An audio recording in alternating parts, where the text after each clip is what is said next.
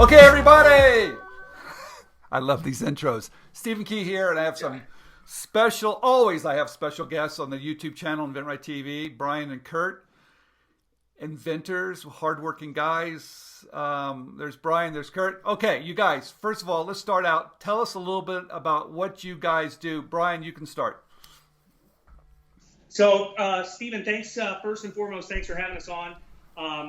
In my day job, I'm a medical sales representative, so I call on physicians and sell pharmaceutical products, and I've been doing that for about 15 years.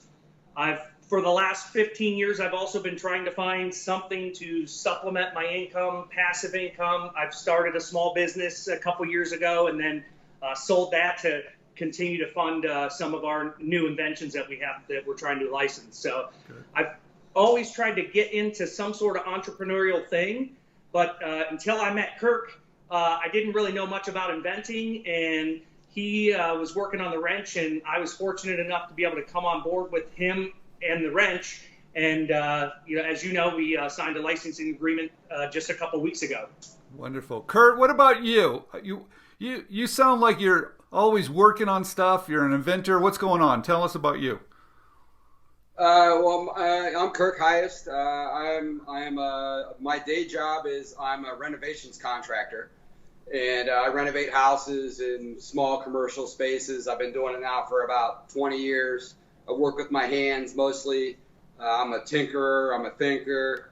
And I met Brian. I actually renovated his house. I was here for about, we're doing this interview at Brian's house for about 6-8 months. I don't know, on and off. Couple months too long. Longer than he said it was going to be, that's for sure. Of course. Yeah, so I was knee deep in the wrench. This was a few years ago. I was knee deep in the wrench trying to get this thing off the ground, trying to get my patents and so on and so forth. And so we became friends. Okay. And I started working. I just like to create things. Okay. And I came up with the wrench by applications I was using when I was actually working in the field. And what does the wrench do? What was the problem that you solved? Well, the first problem that I solved, there are a few. The later ones happened after I started developing the wrench. But the first problem that it solved was a straight shutoff valve underneath the sink or behind the toilet. They're really hard to get to, especially the compression valves. So the old solution was to connect a crescent wrench or a big wrench to secure the valve to tighten up the compression nut that's on the actual valve. And the problem is when it's in really tight spaces, you can't get your wrench back there to hold the valve. Okay. So I thought of this several years ago. Actually, I thought of it in 2004, but I didn't start working on it until 2014. Okay. But anyway, so it solved the problem. I invented a wrench that would actually approach the valve from the back and hold the valve, and then I could tighten up the nut in the front.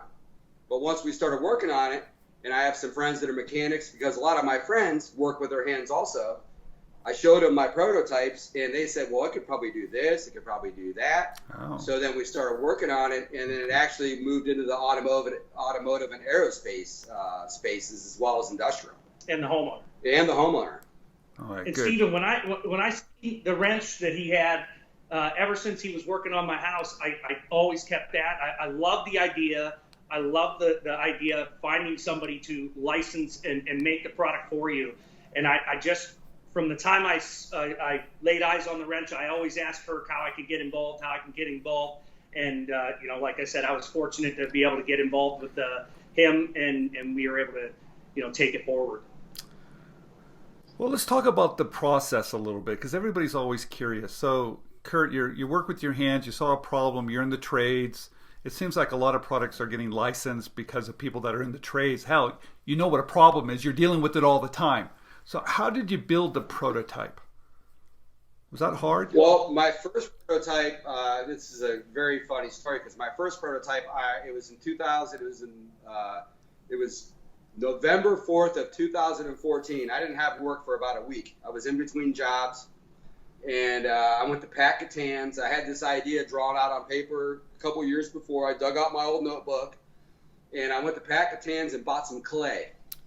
And I drew it out on paper. I I formed the clay, carved it out on my drawing, and I put it in the oven and baked it for about, I don't know, I think it was about 30 minutes. And I pulled it out of the oven, and I asked my wife, I said, have you ever seen $1 million before? And she was like, no. And I was like, here you go. And I showed it to her. Obviously, she rolled her eyes and said I was absolutely crazy. So I went from that, and then I made an actual prototype. You took a welded piece and welded it on. Exactly. I took a crescent wrench. I cut the handle off of it, inverted it, and that was my first real prototype. Okay. But when this is a later story, when I got into the patent process, it wasn't patentable. My patent attorney found some prior art, and so I had to think outside of the box. Okay. So let's move it forward. You put together a great sell sheet. I saw it. Wonderful. We're going to show that up on the screen in a minute. It communicates pretty clear. You did a good job. Congratulations, because it's really important to have those sell sheets done well. When you started to reach out to companies, say, hey, this is my idea, here's my sell sheet, was that easy or hard? Well, Kirk started out reaching out with the companies about a year and a half ago. Yes. And I'd have to say it was pretty hard, right? It was difficult. It was very difficult. It was, I really didn't know where to look. Mm-hmm. I was really having a really hard time. And then I bought One Simple Idea. I didn't have One Simple Idea when I started the process, and I wish I did. Okay. Because if I did, I probably would have shaved some time off of getting it licensed. Probably some money too. Yeah, a lot of money. Okay. Right. And so when I bought One Simple Idea, then it gave me that roadmap of where to go from there. And then I bought Brian he bought me the same book for Christmas, and then I didn't read it because I just don't read a lot of books, but then I downloaded it on the audio because I drive a lot for my job, and I think I'm on my 9th time through now. Well, thank you. So you guys are pretty happy right now? I mean, you know how to very awesome. So you know how to do this, huh? So well, we're getting there. Yeah. Okay. It's a lot easier than I'd say, when Kirk started. And I think, some of the pitfalls maybe, that I think if I look back and listening to what Kirk told me he did was he narrowed in on just a few companies. Okay. And really he had one company in mind that he thought was a slam dunk. Maybe he had a contact at the company, really thought they were going to take it first off, no doubt. And they reviewed it for over a year before they gave him a no. They had the prototypes and everything, and they came back and said, no, this wrench will take away from us selling 2 or 3 other wrenches. And so at that point, I think Kirk, probably you were pretty deflated, and I think he kind of set it down for a while. He said, we started to work on our other projects, the smokestacks and rapid smoker, and once he kind of put it out of his mind, and we moved on for a little bit. And then when I came back on board, I said, I'll take over the calls. Let me handle the phone calls. I'll make the list. I'll do all of that part. You continue to innovate, work on the PPAs, and we've kind of divided our roles up within this, within our inventing process. Yeah. Let's talk about that for a minute, because I think it's really interesting. A lot of inventors think they have to do it all, right? And that's what he did, and that was probably his biggest problem. Yeah. It's very difficult. I mean. So having a team, that's pretty awesome. I mean, I've always had a team, right? So you divide it up. Brian, looks like you like to call. I mean, that's what you've done before. Yeah. I mean, so I'm in sales. I cold call on people all the time. So making a phone call is nothing. I have to do it face to face mostly. All right, and that's a perfect teamwork. Anybody that's listening, you guys, if you're having if you're struggling at this, and if you don't have certain skills, find someone that has the skills. You guys did it. I think it's very. Let's talk. Okay, let's speed it up. You have another idea. I know we can't talk about it. Maybe we can, maybe we cannot. But I saw it, and I was very impressed because you guys like to eat. You like to barbecue, man. I know you do. Yeah, we like.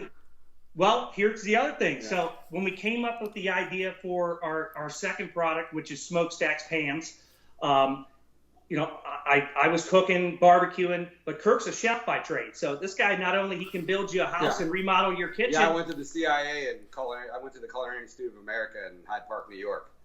That was my previous life. Okay.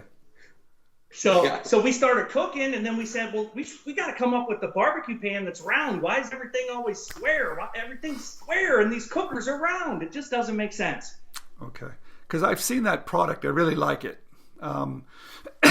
Looks like you can cook more. Is that correct? What's the big benefit of your smokestack? You can cook more. Is it easier? You can cook, Okay. Yeah, it's easier to cook, so you can cook on multiple levels. So you can stack these pans. They're the only really stackable barbecue pans that are out there. And you can stack them, and it still allows you to get the smoke and airflow that you want to get when you're barbecuing. And then it doesn't, the meat and the sides, they don't drip and get cross-contaminated because they're solid base pans. So it allows you to maximize your cooking space. So you're taking the same principles you've learned and you're applying it over here as well, calling companies, finding the good fit, all the great stuff. Exactly. I mean, we probably have at this point submitted smokestacks to at least 20 to 25 companies. All right, good. All right, I want to wrap it up. How did it feel to sign that contract? Oh, it was fabulous. It was a long time coming, almost 4 years. Okay. And like Brian said, I set it down for a little bit because I couldn't do it all. It was really stressful. Okay. And but Brian convinced me he's like, listen, let's resurrect this. Let's do it. I'm going to help you. I can help you. And he did. And let me make the calls. It was the best signature I ever put on a piece of paper. Wonderful, you guys. You guys are a great team.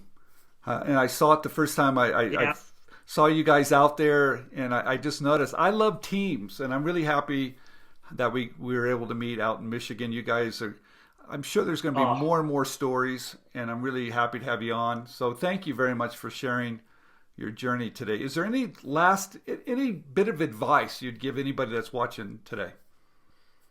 I'll go first. I would just say you got it. I know this is a plug for you, but the one simple idea is really the roadmap that anybody can use and needs. It's so easy to understand your book. You just have to apply those principles, follow the steps, and anybody can do this. Okay. I'm not an inventor by trade. Kirk is more the inventor than I am.